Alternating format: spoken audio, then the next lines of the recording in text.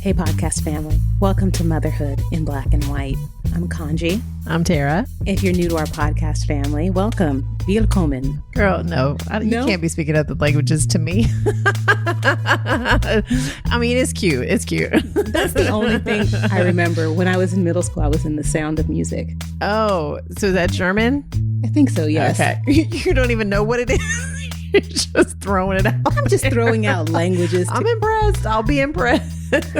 We'll just say things as we welcome all of our listeners and our family from all over the world. So again, thank you for taking time to listen to us share our perspectives on parenting, understanding that all of us who are going through this parenting experience are going through our own unique experiences, but knowing that we're not in this alone. So welcome. We're happy to have you. On this week's episode, Tara and I are going to talk about body positivity, self-acceptance, and radical self-love. Radical. What does radical self-love mean to you, Tara? Radical self-love is something I've heard a lot about in the last year or so. And I'm going to be honest with you, I don't know if I know what it means to me yet. It scares me a little bit. I'm like, I think I know what that means, but it feels really big. The idea came to us and was born because last week's episode, we were speaking with the phenomenal hosts of Didn't I Just Feed You? Mm-hmm. And they were sharing with us how we as parents and as mothers can help our kids form healthy attachments to food. Mm-hmm. During that conversation and after our conversation offline, I think you and I were discussing a little bit about whether or not we have healthy attachments to food. Right. And if we don't, what that means and how it materializes and shows itself in our representation of and mealtime with our kids and everything that we're passing on to our kids. Right. Yes. So talking about body positivity and self-love, when was the first time that you first became aware of body image as either a young girl, teenager, or young woman? Yeah, I have a very specific story about this. I remember I was in third grade. And, we had a scale in the bathroom, just like we all do, or we all did, and I had gotten on it and I'd gone into the kitchen and my mom said something like, "Did you get on the scale?" And I was like, "Yeah." And she asked me what the number was and I told her what it was. And she made a face. It was a very specific face, like, ooh, like that's a lot. And I remember thinking like, oh, is there a specific number I'm supposed to be going for? You know what I mean? And my mother, she ran the gamut when I was a kid of all the different fad diets at the time. It was always a thing. But that was the first time for myself that I was like, oh, this is a thing I should be thinking about. Mm-hmm. What about you? When I was on a body image panel last week with a group of high school interns, and she was polling and did a focus group with a lot of mothers and those folks who were in the Gen X group. And she asked all of us she asked this question, when were you first aware of body image from your family or friends? And I realized it was about the same age, fourth or fifth grade. Mm-hmm. My mother, who was naturally thin, naturally slim, and who was a young mother. Mm-hmm. I shared on this podcast before that my mother she was a teenage mom. So when I was born, my mother was in college, and then she ended up going on to grad school and raised me and my brothers for the majority of my life as a single parent. Mm-hmm. She was a single parent who was slim and young and gorgeous, but also did all of the fad diets. Mm-hmm. My mom did the tomato soup diet. Right. She did the eat 2 bananas and ice cream diet, or the cabbage soup and with tomatoes. Yeah. And she shared those with me. Mm-hmm. So at a very young age, I was on diets, and I also gained weight a lot quicker and easier, and probably too fast. When I went to puberty, I just, became a little chunky. Yeah. And I just never stopped being a little bit chunky. So I've always had this issue with weight. Mm-hmm. I've always struggled with a positive self-identity and being okay with how I look in my body. Yeah. And as we were talking about this, one of the books that you and I have both read that we wanted to talk about, and some of the language in that book and share with our audience, is The Body Is Not an Apology by Sonya Renee Taylor. Mm-hmm. Yes. I first became aware of Sonya Renee Taylor. She was on an episode of Brene Brown's podcast. It was sometime last year. Mm-hmm. And I wasn't sure what it was about. I don't remember the title of it, but it was a little misleading. Maybe it was just The Body Is Not an Apology. And I remember listening to it and listening to her talk about, this radical self-love idea and the basis of what she calls, body terrorism in the world that we all sort of internalize. And it just made me realize, of course, I know that love yourself as you are and everybody's different. I know all that stuff. But when she was taking it down to like, they're lying to you. Like, like we're being fed untruths and we've taken it on ourselves. I was like, oh my God. Like she kind of blew me away. She's got some really big ideas about it. And one of the quotes from the book was, being different is difficult in a world that tells us there is a normal. So what does a normal body image look like to you? And how do you kind of internalize that and everything that we hear? Yeah. I grew up in the 90s, right? That was my prime puberty years. And that was during the time where I was seeing two very different things. I was seeing very tall, thin, supermodel, white, long blonde hair, light brownish hair, 5'9", fine at 5'11", super thin. Not me, right? I'm just barely clearing 5'7", and just was always a little on the thicker side. But then I was also seeing, different images of, toward the end of it, there was a curvier image that came into view. But even then I was like, I don't really fit that either. So I really never fit what I saw in the world. It never felt like it looked right for me. It's difficult to fit in when you are marginalized. Yeah. Growing up, I'm a little older than you. So the image that I saw and was portrayed and perpetuated was tall, thin, flat bottom. Yes. And thin-lipped and blonde hair. Mm-hmm. None of those things are me. Yeah, I understand. It's interesting to see how that has changed and shifted over the decades. Yeah. It's gotten to a point where there is the glossy and the beloved image is that of someone with white skin or lighter skin, tan skin, right, who has thicker, fuller lips and a larger bottom and who's, and also top heavy. Mm-hmm. And so you have people who are getting butt lift and Brazilian butt lifts because they are injecting themselves wanting to look a certain way. So when we look and you see the shifting that happens when society tells us, okay, positive self-image, body love, all great one way, but then 10 years it's going to look something different. Totally different. That's right. Yes. It's so strange. And so now we're not only looking at our own body images and how we navigate our own self-love, but then we look at the kids we're raising and what they see. Because I did notice this, Tara, when I was doing the focus group last week, I noticed that all the participants who were Gen Xers all mentioned that their first memories of negative body images came from their mothers, including me. Yeah. Having that conversation and some of the stuff that we've shared off mic, I was like, wow, is this what my legacy is going to be for my son? Yeah. Does he see me going on these diets? And I'm an overeater and I'm also a restrictor. And he sees that and what that's going to mean. Do you have any of those concerns with Gage? Yes. When I found out I was having a boy, I thought, oh gosh, well, at least he won't have to deal with all this stuff that girls had to deal with about like body image and looking a certain way and dieting and things like that. And I guess I just sort of thought, that would just continue to be something I had an issue with. But since he's a boy, it won't matter.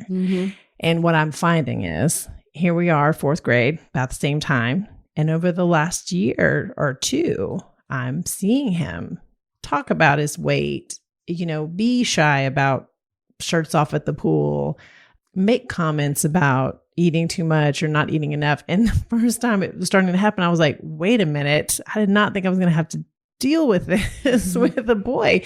And I immediately had to turn to myself and sort of replay in my mind what he's seeing me do, what he's hearing me say, even though it's not about him, it's about me. But realizing that now he's thinking that this is how he should be talking to himself. This is how he should be looking at himself. And it really, it's hurting my feelings right now. I'm really having to okay, I need to be very intentional about what I'm saying out loud. And it's forcing me to reckon that for myself. You know what I mean? Yes, definitely. Yeah. And I fell into the same trap that you did. Yeah. Thinking that I was having a son. he was going to be better and not have to deal with some of the body image issues that I've had. Yeah. Completely wrong. Totally wrong. You know, he has always been a situation where he's one of the few Black kids in predominantly white schools and white social circles. So he's had issues with the fact that he tends to be a little bit heavier, or, you know, the fact that he has curly hair and his friends have straight hair. Yeah. And so all of these things, and even the fact that he has brown eyes, there are things that he notices about himself that he criticizes because he sees himself as different. Yeah. And that goes back to the quote we were talking about from Sonya Renee Taylor. How can you accept the differences if somebody or society is telling us what is normal? Yeah. So the first thing I think that we need to advocate for is to disrupt the system that tells us what is normal. Right. You know, the normalization of the size or the standard of beauty. Yeah. We need to just blow that up. Yeah. What is Sonya calls it the default body. Yes. The default body. And the default body is not going to fit everyone. It's not going to fit most anyone. Most anyone. It's going to be like 1%. I mean, she even did the statistics, you know, that like all models were 5'9", 110, 120 pounds, but like 95% of women don't even come close. You know what I mean? Nobody looks like that except for those people. You know, and as we've gone on a parenting journey and as we've gotten older, it has been more difficult. Yeah. Finding the ability to exercise and practice radical self-love for this vessel that brought another human into this world. It's still hard because this vessel is getting old. It's turning on me. It's turning a little bit. And, you know, last year I went through forced menopause with my hysterectomy. And then on top of the COVID-15, COVID-20. Let's keep it real. Bro, I could turn that up a little. I could go 5 or 10 more than that. It was just a lot of weight gain. Yeah. And I realized last year when we were in quarantine and a lot of people were doing a lot of pictures and videos. But even before that, I realized that there are so many times that I've removed myself from family pictures or from family photos because I don't like the way I look. I don't feel comfortable in the clothes I'm wearing. Yeah. And so when you look at a lot of our family scrapbooks, I'm largely absent from those pictures, mostly because I am dissatisfied with the way I look. And I'm very fortunate. I have a husband, I have a partner who loves the way I look and doesn't even matter. He always sees me as beautiful, always tells me I'm beautiful. But again, it doesn't matter what the world tells you. It's what you tell yourself. Right. And then what you tell the rest of the world. Right. Right. Absolutely. And so I'm like, if I'm telling our son, if I'm telling Roman that mommy's not happy with the way she looks, or mommy's fat, or mommy's overweight, or mommy needs to be on a diet, what is that then telling him? And what is that going to mean for him as he's going through adolescence? Yeah, I've absolutely had that experience with the pictures. And that's actually one of the things that I got very intentional about when Gage started saying things is I was like, I've got to stop opting out because of the way I look, because he's paying attention to that. But it's hard for sure. And my husband's no better. You know what I mean? Like both of us have put on the COVID, whatever you want to call it. I'm not going to say the number, but I mean, we both have. And, you know, we both lament it and we both know we're getting older and we want to be healthier. We want to take care of these bodies, whatever they're going to end up looking like. We definitely want to take better care of them. And so between the two of us, I know that there's some internal dialogue that Gage has picked up that I regret, you know, that I wish I had been more thoughtful before I was putting that message out, because I know he's just taking it in, just soaking it up. So let's talk a little bit about some of the messages you're putting out now and how you have started with this transformation and tips that you can offer to our family and to me. Like, how does this work and kind of how did you get on this journey? Oh my gosh. I don't even know if I'd call it a journey yet. I'm kind of like standing at the train station, looking at the options for stops. I think for me, it really just started with Gage. Like it really was less about me trying to do better for myself and more about me just keeping my mouth shut in front of my son, just not saying those things out loud in front of him. Not that I wasn't thinking them or that I wasn't feeling a certain way, but I was just getting very careful to not say it out loud. And also, you know, with Gage, one of the things I was thinking about after we had that conversation last week with the Didn't I Just Feed You ladies in relationship with food is that I caught myself monitoring his food intake. Mm-hmm. You know what I mean? Like, Mm-hmm. Mom, can I have a snack? Didn't you just have a snack? Mom, can I have a, didn't you just eat, So I've tried to watch that and just, are you really hungry kind of thing? Or, what would you like kind of options? But for myself, I think where I'm kind of starting now is, The Body is an Apology has been a big starting point for me. Just reading that book and kind of digesting what she has to say there. I've been talking to some people that sort of specialize in intuitive eating and those kind of programs, as opposed to just jumping on a diet and losing the weight really fast. I'm trying to be more intentional about that.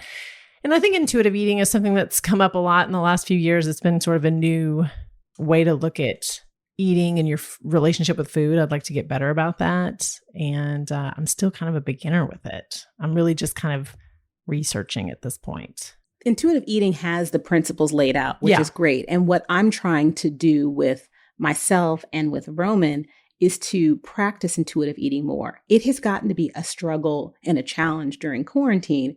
I think both of us just eat mindlessly. You just get bored. You just get bored. Yeah. And because we're inside and it's like we're constantly we're going to snack, and snacks have the salt in them that it's just addictive. Now you need the sugar and then you need the drink. It's just terrible. And you go down that road. And I've noticed that when he is really active and we're out and we're engaged in the world, he's not eating as much. But because we've been home for the majority of a year now, he's just eating because he's up, he's home, and he has nothing else to do. Yeah. So we started talking and I started looking into intuitive eating and the principles. It was really important for me to figure out, like, 10 principles. It's way too much. Like, I can't do 10. Can I pick one that I really like? I was like, let me just break it down for a couple of them. So for me, out of the 10 principles of intuitive eating, I have really focused my energy on 2 of them specifically. And I know that you also have as well. Yes. But the first one that I tried to focus on is to respect my body. I think that I have abused my body so much and for so many years that learning to respect this vessel that is the only one I'm ever going to have. Yeah. It's a conversation that I have to have every day.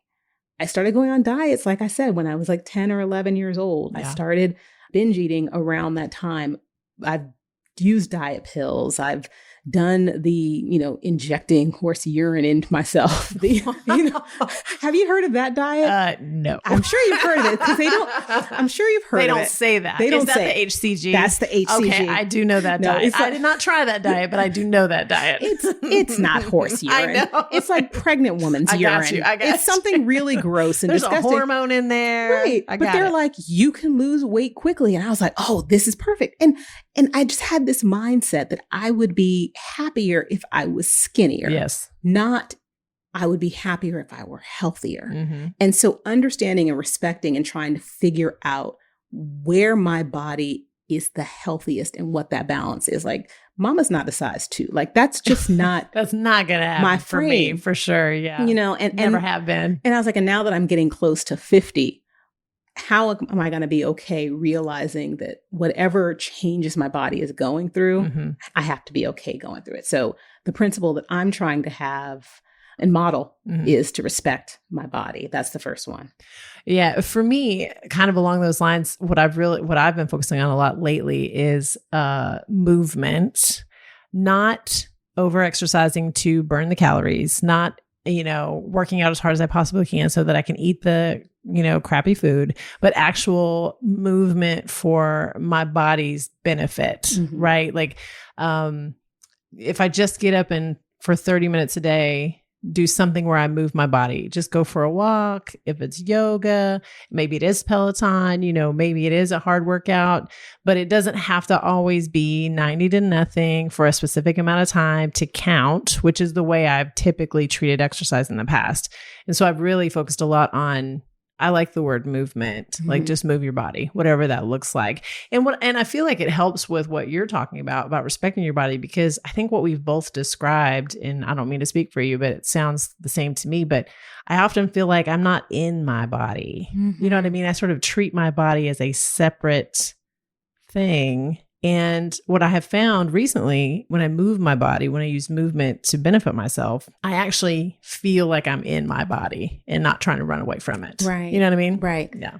And no, I mean, I totally agree with what you just said. Yeah. I think that if any of my friends came to me and shared with me some of the stuff that I know if I've done that's been crazy, and it's like, girl, I'm doing this diet, or I'm doing this, I'm exercising this many times a day, I would stop and question them like, baby, is you crazy? Like, what is wrong with you? Yeah. None of that sounds right. So why is it okay for me to treat myself that way? And that's what I've had to realize. And the other thing that I've had to come to terms with is just my relationship with food. And I've had to learn to make peace with it. And I think when you have, for me, an addictive personality and being addicted to certain types of food, I've had to make peace with the fact that I need food to survive. Yes. And I need to find a way to have this healthy relationship, make good choices, but not give myself those overwhelming feelings of guilt when I don't necessarily make the best food choices, you know,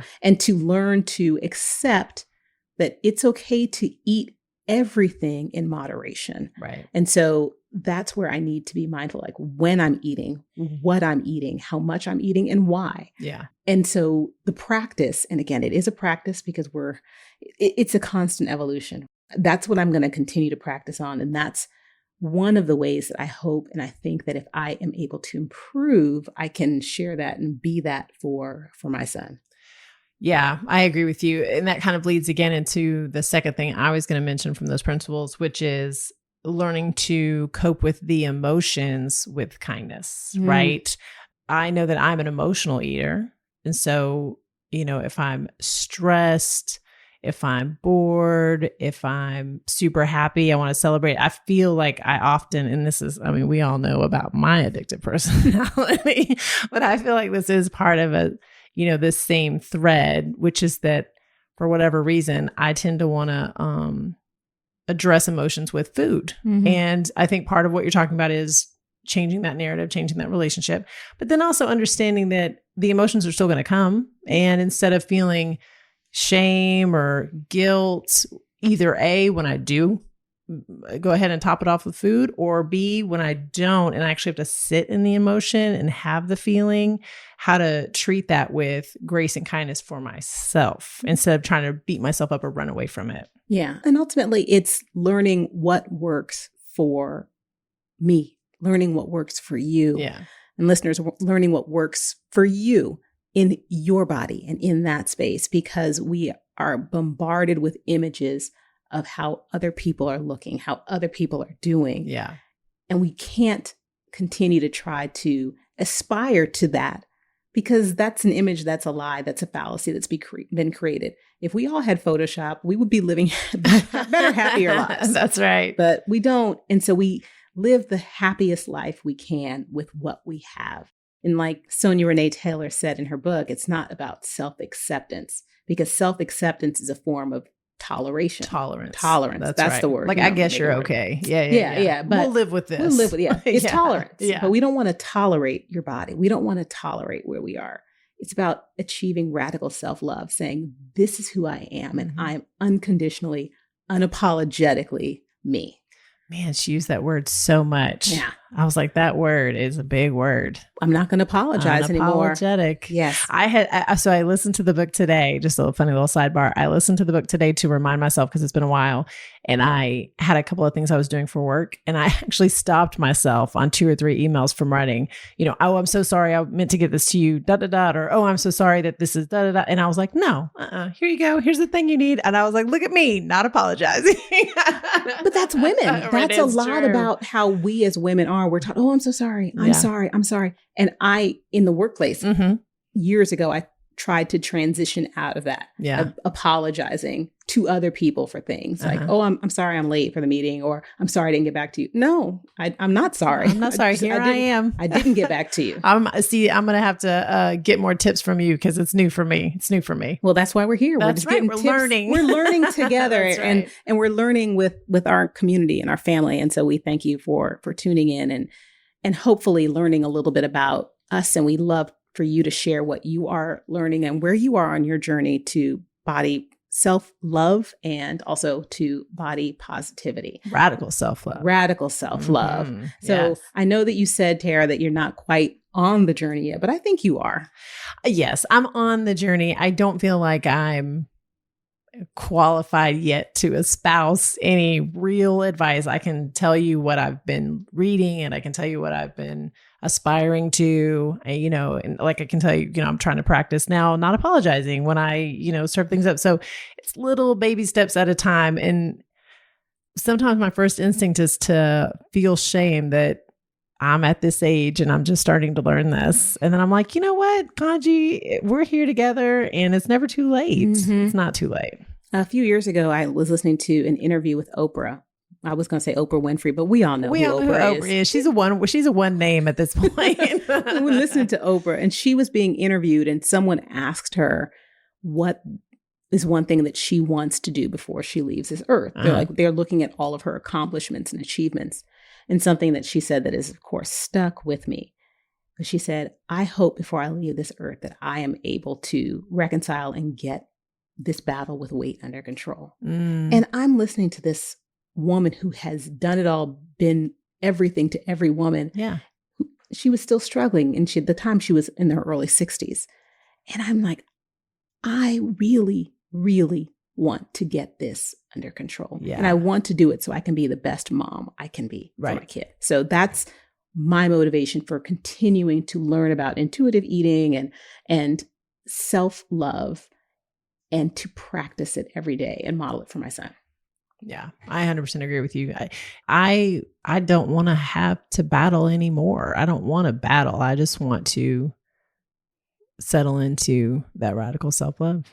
Yeah. Yeah. It's a great place to be. I hope we're going to get there. I mean, I'm going to tell you something. When you listen to Sonya Renee Taylor read that book, I'm like, I want to be there. Absolutely. When I see Lizzo on Instagram, that's where I want to be. We're going to be there together. Killing it.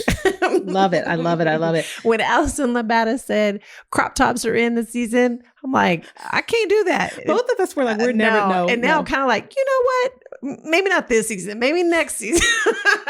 I'm getting there. Or maybe this season. This is the season to finally just say, this is who I am. That's what I'm bringing to the table. This is a cute crop top. It's age appropriate for what I'm wearing. And that's it. So yeah, this is a conversation that we will continue. This is a conversation because again, we're works in progress and we're just going to continue to strive to be the best we can be.